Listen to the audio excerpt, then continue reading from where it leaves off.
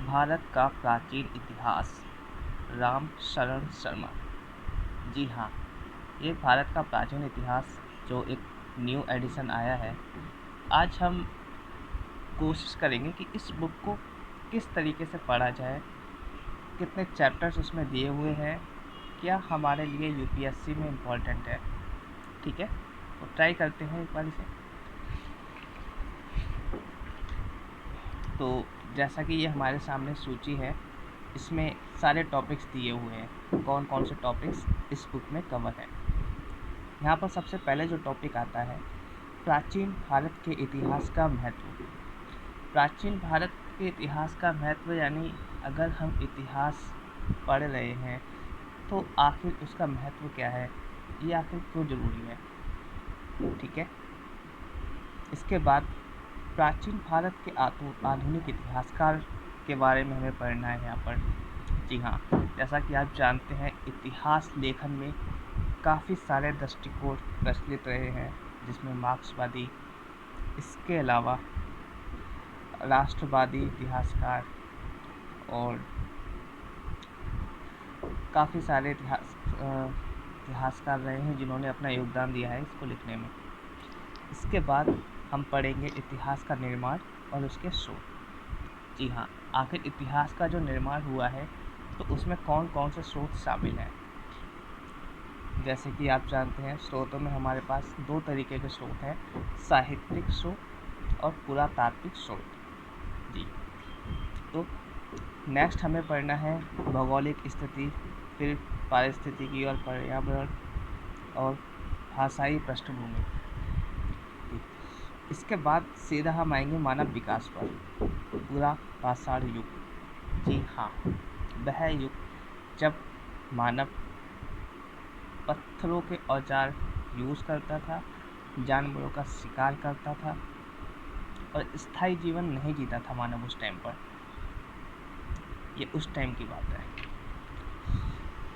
फिर हम बात करेंगे यहाँ पर नवपाषाण युग के बारे में। जी हाँ, ये वो युग है, नवपाषाण युग, जब मानव कृषि करना सीख गया था, स्थायी जीवन रहने लग गया था। तो ये काफ़ी एक तरीके से परिवर्तन अब दिखना स्टार्ट होगा मानव के जीवन में यहाँ से। फिर हम पढ़ते हैं ताम्रपाषाण युग की संस्कृति। फिर इसके बाद नंबर 10, हड़प्पा संस्कृति, सिंधु घाटी में कांस्य युगीन शहरीकरण।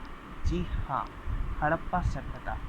अगर मुझे इस बुक में कोई इंटरेस्टिंग चैप्टर लगता है तो वो है हड़प्पा सभ्यता, क्योंकि हड़प्पा सभ्यता के लोग ऐसी तकनीक का यूज़ करते थे, इस तरीके की उनकी सभ्यता थी जिसका प्रयोग जिस तरीके की उनकी टेक्नोलॉजी थी, जिस तरीके का उनका रहन सहन था, ड्रेनेज सिस्टम था, आज भी एक काबिल तारीफ़ है वह। ठीक है, और चूँकि ये पहला नगरीकरण था तो इसके बारे में जानने में काफ़ी इंटरेस्ट आता है। फिर हम पढ़ेंगे आर्य संस्कृति की पहचान, आर्यों के बारे में पढ़ेंगे हम। फिर ऋग्वैदिक काल, उत्तर वैदिक काल। जी हाँ, उत्तर वैदिक काल, जहाँ से कुछ समस्याएं, कुछ कुरीतियाँ स्टार्ट होती हैं।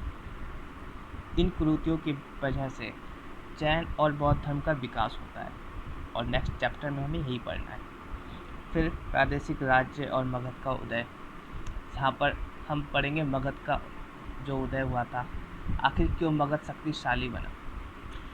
फिर हम पढ़ेंगे ईरान और मकदूनिया का आक्रमण, बुद्ध काल में राज्य और बड़ व्यवस्था, मौर्य काल, जिसमें हम पढ़ेंगे सम्राट अशोक के बारे में, चंद्रगुप्त मौर्य के बारे में, कौटिल्य का अर्थशास्त्र पढ़ेंगे इसी में हम।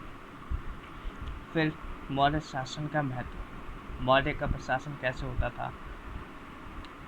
माना जाता है कि अशोक के टाइम पे जो अशोक के 14 बृहस्पति ललेख थे, वो एक तरीके से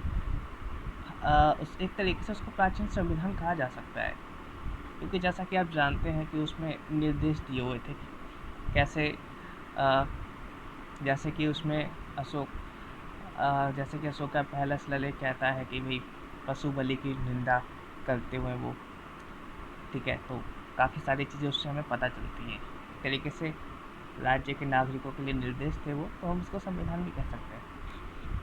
फिर हम पढ़ेंगे मध्य एशिया से संपर्क और उसका प्रभाव। जब मध्य एशिया से हमारा संपर्क बढ़ा तो कैसे हमने कुछ कला की शैलियाँ सीखी उनसे, और वो भी हमारी संस्कृति में कैसे घुल मिल गए, ये सारी चीज़ें हमें पढ़नी है। सातवाहन काल के बारे में पढ़ेंगे हम। जी हाँ, सातवाहन काल एक ऐसा काल जहाँ के राजा राजगद्दी पर बैठने से पहले अपनी माँ का नाम यूज़ करते थे। जैसे कि आपने नाम सुना होगा गौतमी पुत्र सातकर्णी, वशिष्ठी पुत्र इस तरीके से आपने नाम सुने होंगे। और फिर हम पढ़ते हैं सुदूर दक्षिण में इतिहास का उद्भव, शिल्प, वाणिज्य और शहरी विकास, गुप्त साम्राज्य का उद्भव और विकास। कहीं पर हम पढ़ते हैं चंद्रगुप्त विक्रमादित्य के बारे में,